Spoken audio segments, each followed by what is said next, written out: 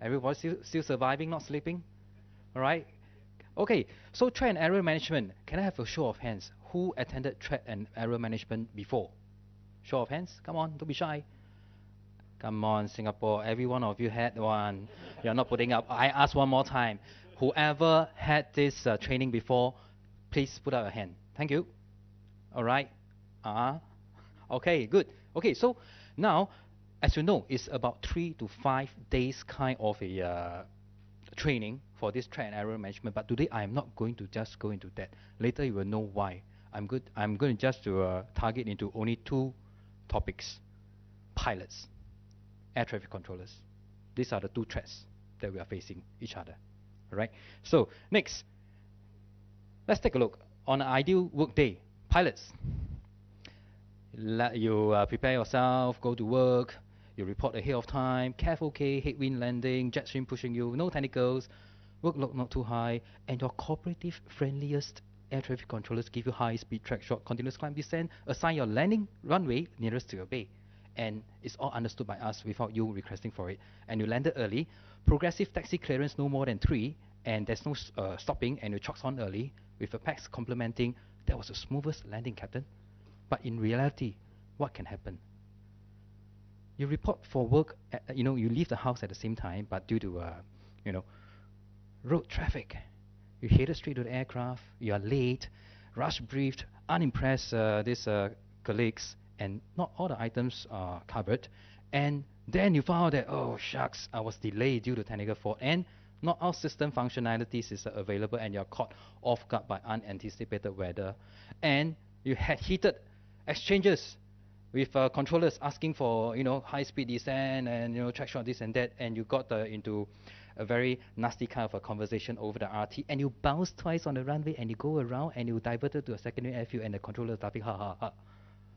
But controller, on an ideal day, this is what can happen to you. Likewise, ahead of time, careful, okay, everything okay, workload not too high, and cooperative pilots, and pilots extend appreciation for the job well done. But reality, take a look.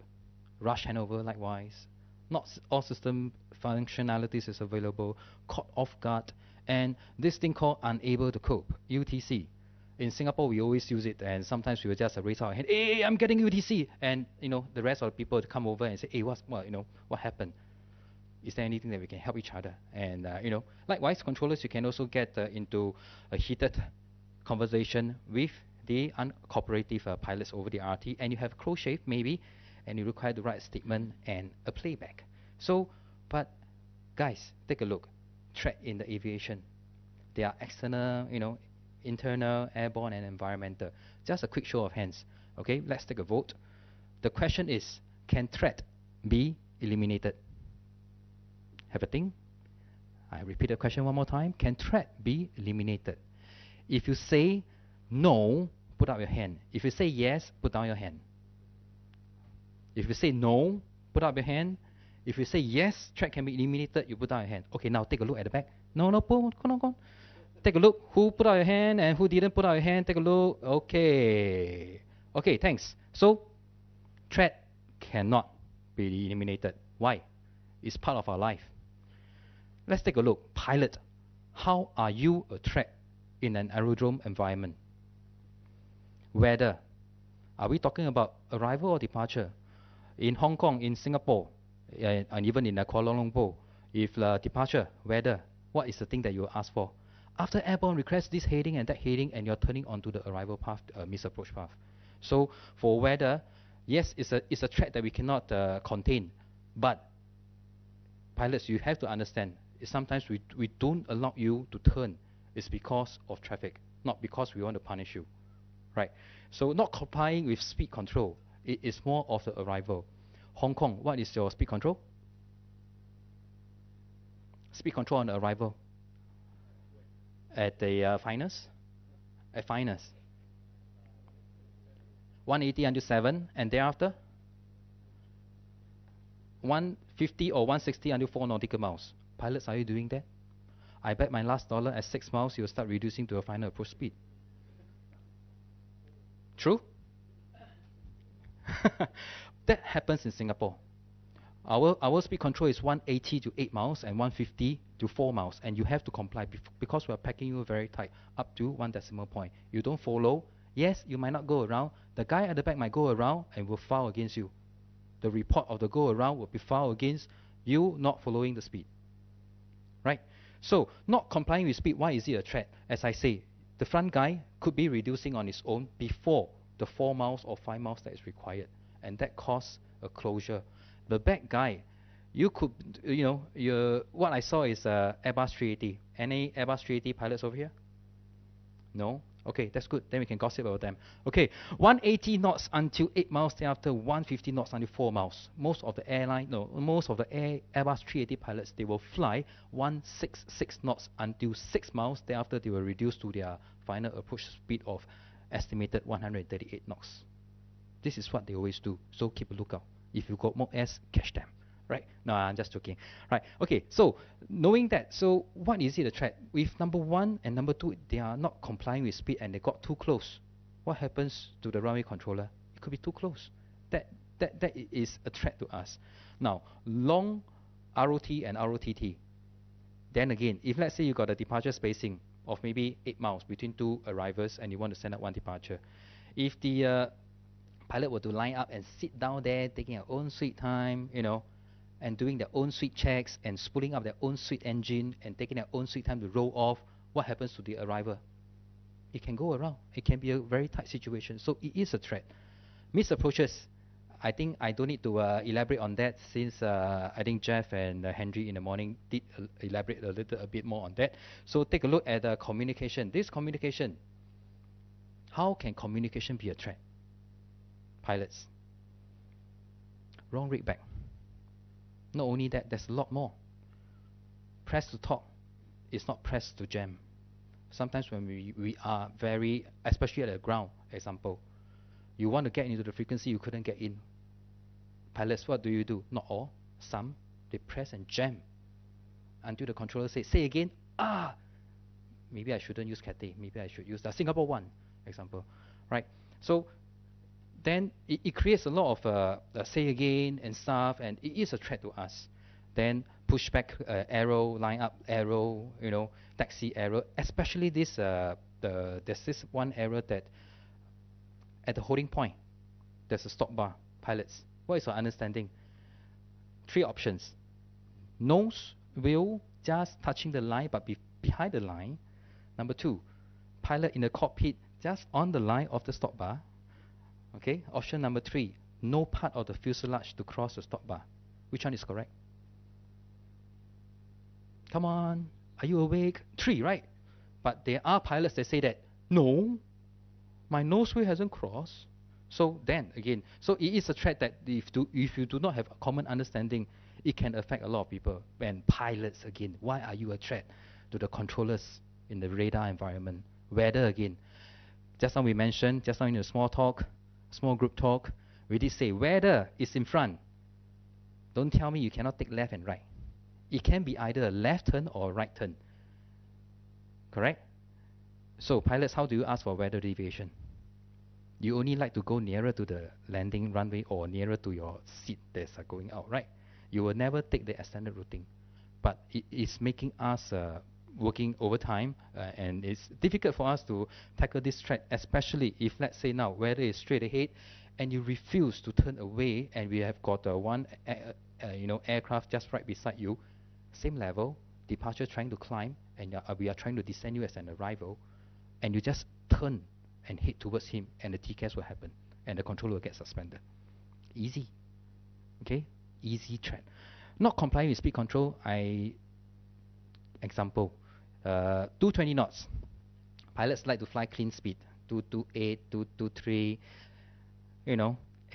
It will affect us in the long run. Not now, but because if you're on the star, it could be 20 miles later you will catch up, and we are playing maybe 5 miles, you can catch up to about 4.5, and we turn you off and you feel like, hey, it's only 4.5, it's only 4 miles. But to the controller, if there's a loss of separation, what if now you're heading due weather and you cut ahead and you're on the inner track and there's a loss of separation? Who goes down the pipe? The controller, not the pilot. You will still survive. Alright? Next, missed approaches. This one, okay, missed approaches, we have a lot of procedures and stuff to safeguard all the missed approach, piggybacks and stuff. So this one, if you need to go missed approach, go around, please go around. It's okay. We will, the procedure will then cover you. Next, increase workload with requests. Pilots, we got radar, we got eyes. We can see that you are approaching a level. You don't have to ask for higher. Likewise, ask for lower. No, you don't have to. If we can climb you, we'll climb you. Who wouldn't want to climb you when we can climb you? Right? But the old school days, legendary kind of pilot's teaching is still very much into every single pilot now. Hey, approaching level, ask ATC for higher. And now you are the right-hand seat. You got no choice, got to listen to the captain. But what are you doing? Asking for higher, asking for track shot, asking for this high speed, asking for, landing runway nearer to the assigned bay, all these are workload to us. Why? Especially during increment weather. You already is requesting for left turn, right turn, and it's already a lot of RT. What if now you are heading for a CB, you need to turn, but because of all this approaching level, request higher, request for track shot, request for high speed, and jam the frequency, and you are unable and you get into the CB. Imagine that. So I would appreciate if pilot you will start to reduce the amount of requests. We got radar, we can see you, right? Communication error. This one will most likely be, example, if now communication error could be a communication failure, as in you could mean something but you didn't push it out that way, and we understand it another way. So this is one of the error that one of the threat that we could face from the pilot. And next, speed, altitude, heading error. We have got mode S, now we can see stuff, but then there are some aircraft that's not equipped, and it could slip through the net, and we didn't detect that it was a wrong level that was down on the panel, right? Next, I just go fast. I'm not going to go slow because I only got about 20 minutes and left 10 minutes. Next, ATC.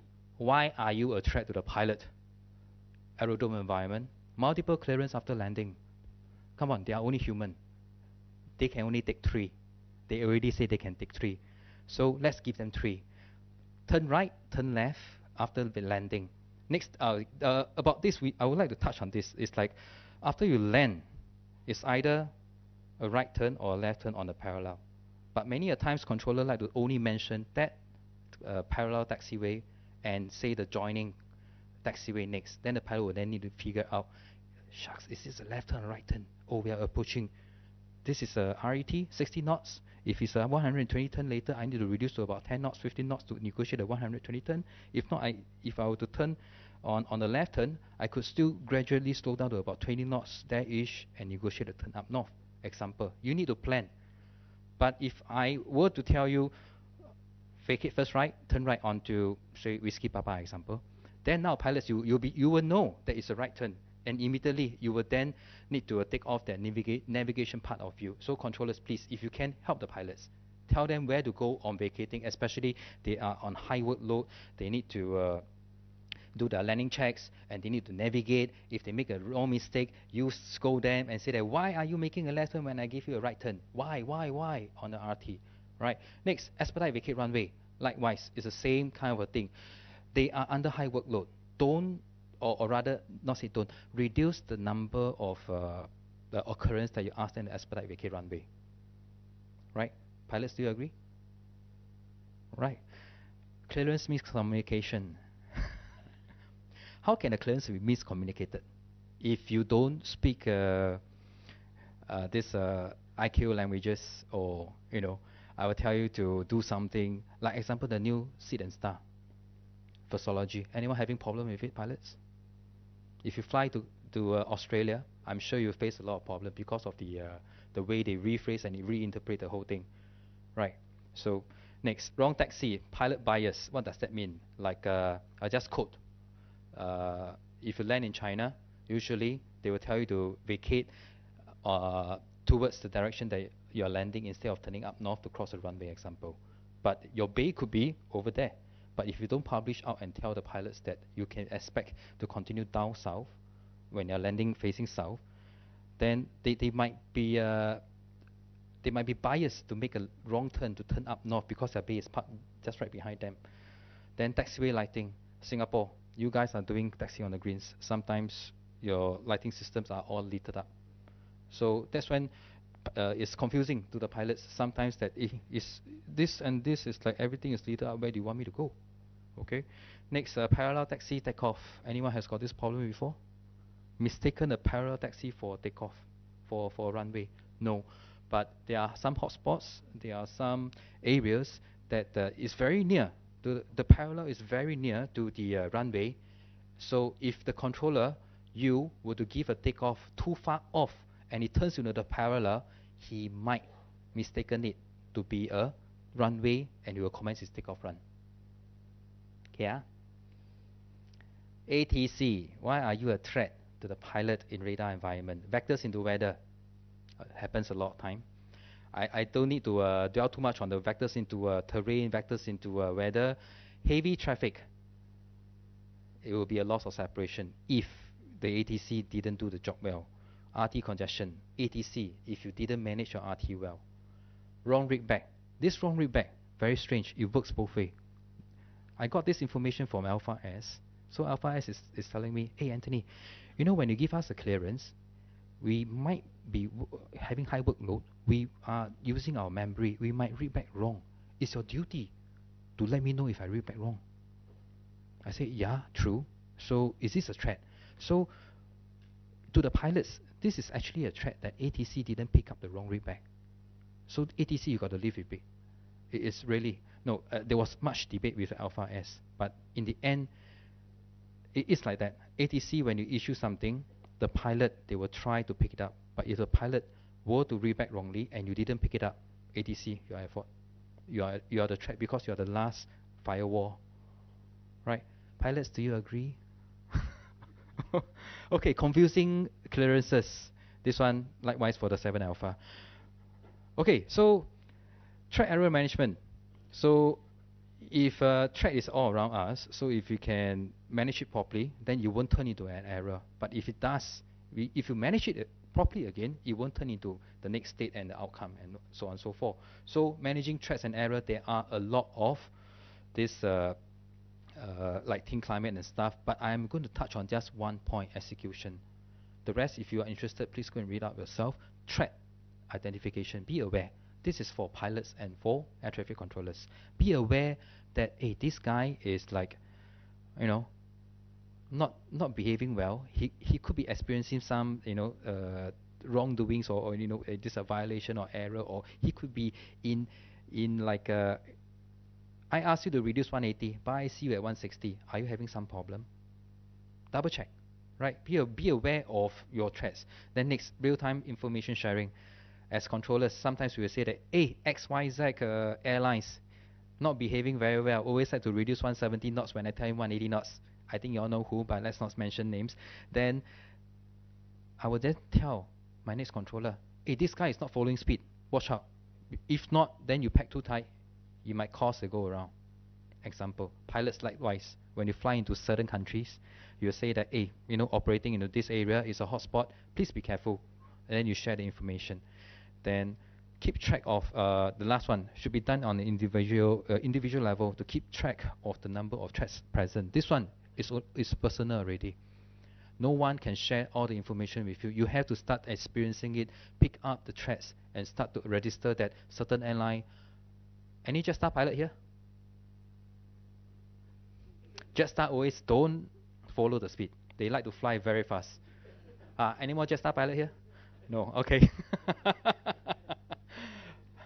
Okay, so last slide for the day. What does it mean for everyone? Be aware and manage individually or as a team. Yeah. Stop and rethink. So pilots, if a controller, sometimes you come in and say, you know, Singapore ground, but the ground controller say that stand by. What is going through now? The controller is doing the stop and rethink. You will find that after the multiple standby, he will come up with, he or she will then come back with a lot of clearance to clear the traffic. So please be patient, pilots. Next time, if you hear the controller say standby, multiple standby, please be patient and wait for the controller to stop and rethink. Likewise, controllers. If over the RT you pressure the pilot for some questions, request POB, request fuel endurance, and so on and so forth. Please, or request the intention. Do you want to divert? Please give the pilots time to stop and rethink and make the correct decision. And the last one will be initial training and OJT, and IFAUPA and IFACA has identified that we should work together, and then we can make the aviation industry a safer one. With that, thank you everyone for your attention.